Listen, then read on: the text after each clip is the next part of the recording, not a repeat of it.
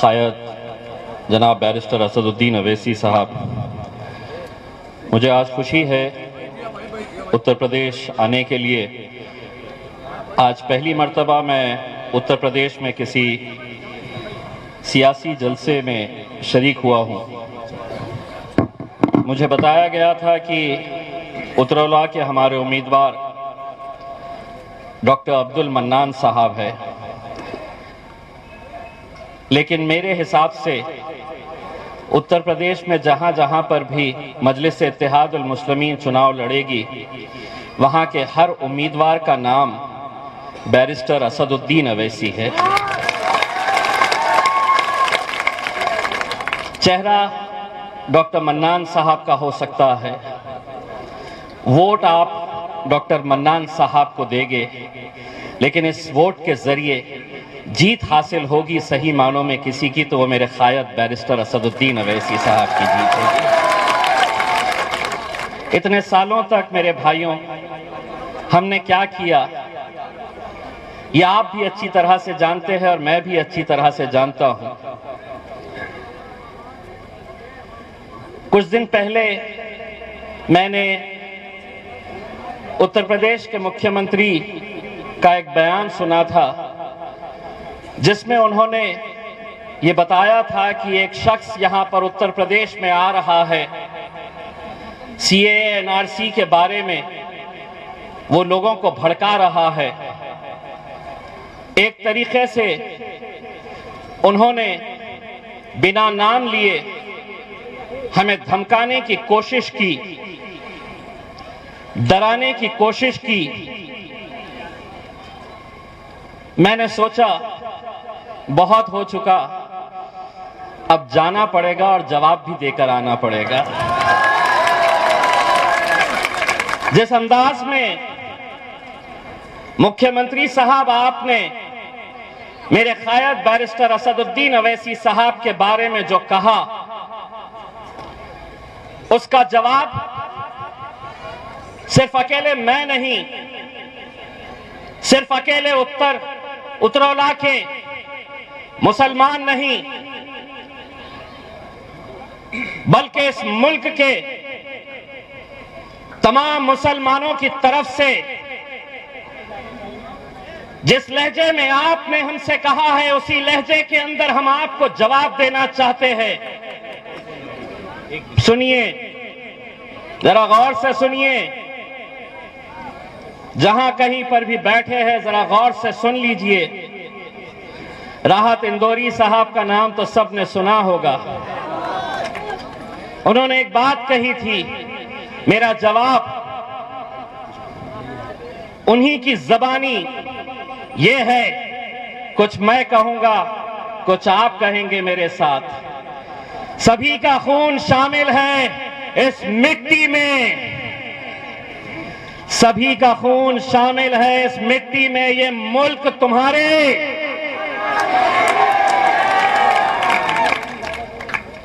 उन्हें सुने नहीं आया, ये मुल्क तुम्हारे। आधा मैंने कहा, आधा आपने कहे। अब ये मीडिया वाले जाएंगे,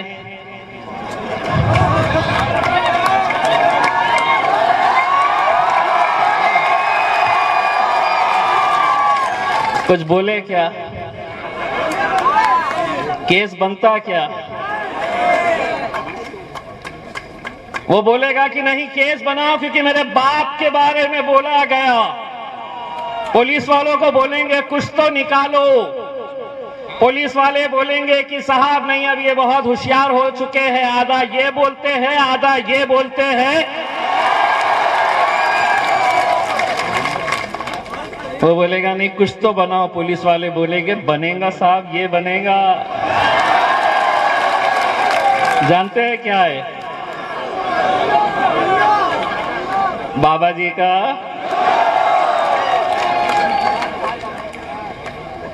अब ये समझते हैं कि हम बोलने का इख्तियार सिर्फ उन्हें है और हम सुनते रहेंगे। सुनिए, जितने भी सियासतदान, महफिल उनकी सस्ती है, महफिल उनकी सस्ती है, चर्चा किसका होता है तो मेरे शायद बैरिस्टर असदुद्दीन अवैसी साहब का होता है।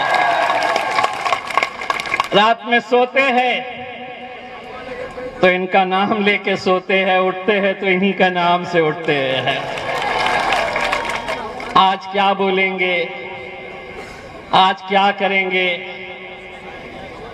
आज असल में हकीकत यह है कि हम जब उत्तर प्रदेश के अलग अलग इलाकों के अंदर देखते हैं कि एक जन सैलाब उमड़ पड़ा है, लोगों की मोहब्बत बैरिस्टर असदुद्दीन अवैसी साहब के लिए, देर आए दुरुस्त आए।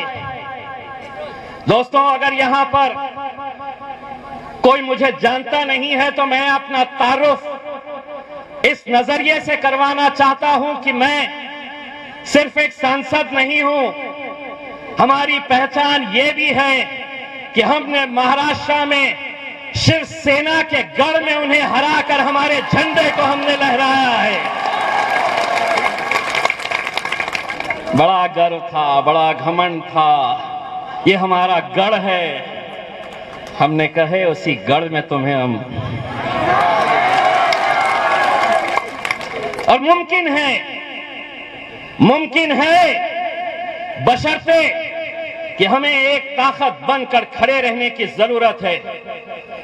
ये सच्चाई है, ये अल्लाह का लाख लाख करम है कि जिस पार्टी के बारे में कहा जाता था कि ये तो सिर्फ हैदराबाद से एक इनका सांसद चुनकर आता है, एक सांसद, ये क्या कर लेगा?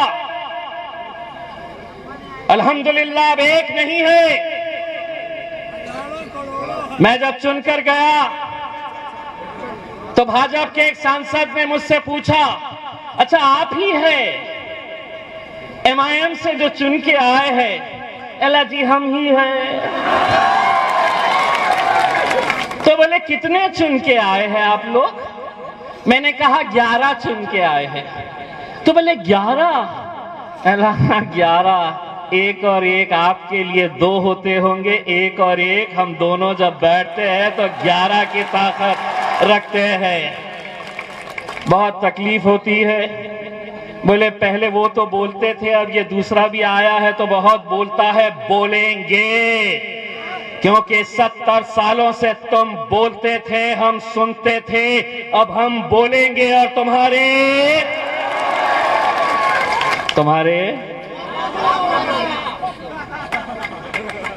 बोलो भाई, दिल खोल के बोलो, कुछ नहीं होता, ये कुछ नहीं कर सकते। तुम्हारे केस बनता, आधा हम बोले, आधा आप बोले। बस मेरे भाइयों, मैं आप लोगों से इतनी इल्तिजा करने के लिए आया हूं कि आज इस मुल्क के हालात जो है, लोग आपको अलग अलग तरह की बातें करेंगे। लोग आपको ये कहेंगे कि नहीं हम सिर्फ आए हैं यहाँ पर तो वोटों की तकसीम होगी। यही इल्जाम हम पर भी लगाया जाता था।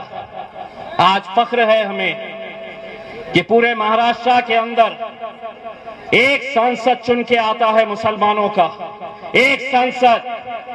कहां है वो समाजवादी पार्टी के लोग, कहां है वो कांग्रेस के, राष्ट्रवादी कांग्रेस के, कहां है वो शिवसेना के लोग जो कांग्रेस और राष्ट्रवादी के साथ सत्ता बना लेते हैं? एक ही सांसद पूरे महाराष्ट्र से चुनकर आता है, और वो भी अल्हम्दुलिल्लाह किस पार्टी से ताल्लुक रखता है तो वो अल्हम्दुलिल्लाह मजलिस से इत्तेहादुल मुस्लिमीन का सांसद चुनकर आता है। क्यों आता है? हम भी जब खड़े रहे तो हमको भी यही कहा गया कि नहीं, अब ये खड़े हुए हैं, अब शिवसेना जीत जाएगी, ये खड़े हैं तो भारतीय जनता पार्टी की जीत यकीनी हो जाएगी। हमने अपनी आवाम से कहा, एक बार धक्का लगाओ तो सही। अल्हम्दुलिल्लाह ऐसा धक्का लगाए कि 30 साल से जिस शहर के अंदर शिवसेना जीत कर आती थी, आज वहां पर मेरे मजलिस के झंडे लहराते हैं। एक नेता ने आकर कहा, ये जो चुनकर आया है ना महाराष्ट्र से सांसद, ये सिर्फ एक्सीडेंट था, बोले चुनकर आ गया है। मैंने कहा इंशाअल्लाह अब पूरे हिंदुस्तान के अंदर जहां जहां पर भी मजलिस इलेक्शन लड़ेगी, इस तरह के एक्सीडेंट्स होते रहेंगे। बस आप लोगों से यही इल्तिजा करने के लिए आए हैं मेरे भाइयों, जिस दिन इलेक्शन का दिन आएगा, अलग अलग सियासी जमातों को आपने हर बार आजमाया है। एक बार बैरिस्टर असदुद्दीन अवैसी साहब को, दोस्तों इतना फख्र होता है, मुझे इतना फख्र होता है जब मैं देखता हूं कि पार्लियामेंट के अंदर एक तरफ भारतीय जनता पार्टी के, समाजवादी पार्टी के, कांग्रेस के, राष्ट्रवादी कांग्रेस के असदुद्दीन अवैसी साहब अकेले, लेकिन जिस हिम्मत के साथ वो खड़े रहते हैं, नरेंद्र मोदी की आंखों में आंखें डालकर बोलते हैं, तो मेरे मन में भी ये सवाल आता था कि आखिर असद साहब को हिम्मत कहां से मिलती है। तब ख्याल आया कि ये हिम्मत उन्हें मिलती है यहां से, ये ताकत मिलती है यहां से।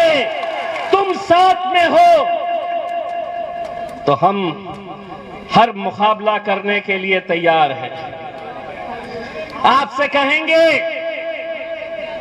कहेंगे कि होगा, आप कितने सीटें लड़ लेंगे, आप कितने जीत कर आ जाएंगे, क्या हुकूमत आप बना सकते हैं? नहीं बनाना है हमें हुकूमत। गूंगे मुक्के बहरे लोगों को संसद में या उत्तर प्रदेश की विधानसभा के अंदर नहीं भिजाना है। लोग जब पूछते हैं कि 2 क्या कर लेंगे, 1 क्या कर लेगा, 4 क्या कर लेंगे, तो मैं उन्हें जवाब देता हूं कि जंगल में कुत्ते और बिल्लियों की गिनती नहीं होती है, शेर कितने हैं ये देखे जाते हैं। शेरों के बच्चों को भिजाओ, शेरों के बच्चों को भिजाओ, और जो बहुत सारे, देखिए ताकत किसकी है ये हमको भी समझने की जरूरत है। आज अलग अलग राजनीतिक पार्टियां इतनी खौफ खाई हुई है, छोटे छोटे दल, जितने दूसरे दल है, सबको ये कह रहे तुम आओ, मैं अकेले नहीं लड़ सकता, तुम भी आ जाओ, मैं नहीं लड़ सकता हूं। हालात तो ये हो गए हैं कि सारे जुगनू महफिल में बैठ गए हैं और ऐलान ये कर दिया गया है कि इस सूरज को कैसे हटाया जाएगा। मेरे भाइयों, ये इलेक्शन इस मुल्क की तकदीर बदल सकता है। ये इलेक्शन मुसलमानों की तस्वीर बदल सकता है, हमारा मुस्तकबिल बदल सकता है।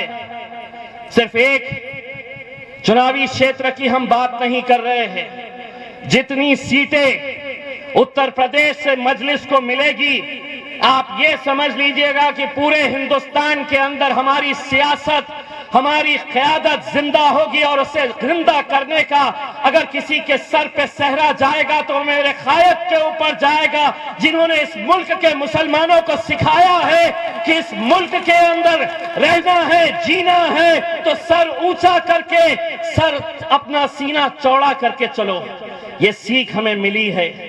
मेरे भाइयों, नतीजे आने के बाद हम भी फख्र से ये कहना चाहिए, हमने भी ये कहना चाहिएगा कि उतरौला में डॉक्टर मन्नान साहब के लिए इत्तेहाद की भीख मांगने के लिए हम भी आपके दरबार में आए थे, और आपने हमारी झोली अपने वोटों से भर दिए हैं। हम उम्मीद करेंगे कि इंशाअल्लाह आने वाले वक्त के अंदर मजलिस के जहां जहां उम्मीदवार है, वहां से आप हमारे मजलिस के उम्मीदवारों को ताकत दीजिए।